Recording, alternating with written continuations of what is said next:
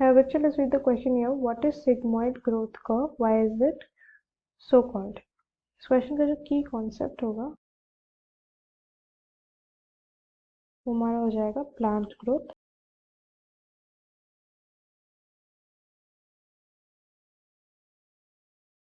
तो plant growth rate जो है हमारा वो increase in growth per unit time को हम कहते हैं प्लांट ग्रोथ रेट। एक यूनिट टाइम में कितना ग्रोथ हो रहा है उस चीज़ को हम कहते हैं प्लांट ग्रोथ रेट।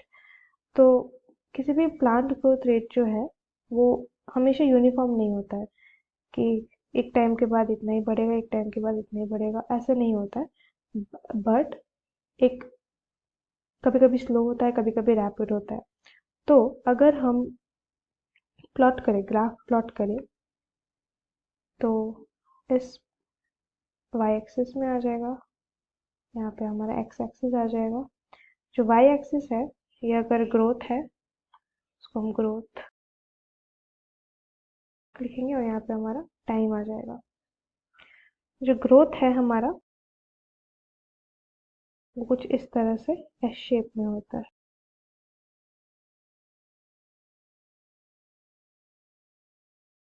तो ये एस शेप कर्व जो है हमारा ग्रोथ रेट,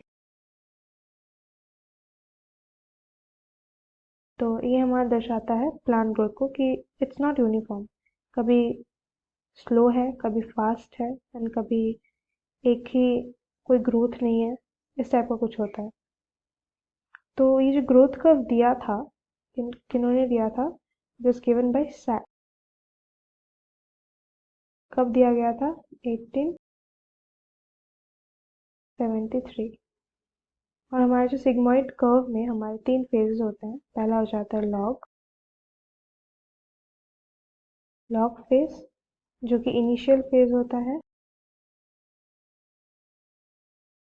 इनिशियल फेज जो कि स्लो होता है।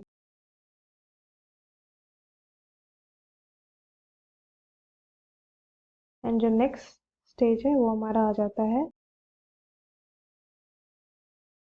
ये लैग फेज है, सॉरी,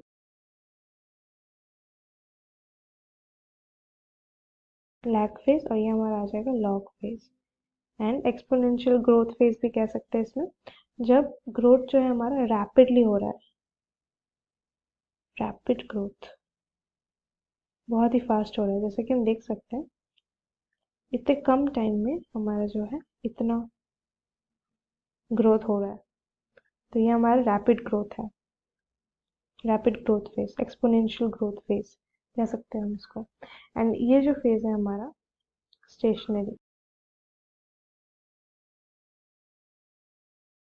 यहाँ पे हम देख सकते हैं कि टाइम बढ़ रहा है आगे, बट जो ग्रोथ है वो स्टेशनरी है, एक पॉइंट पे रुक गई है, तो इसको हम कहते हैं स्टेशनरी फेज।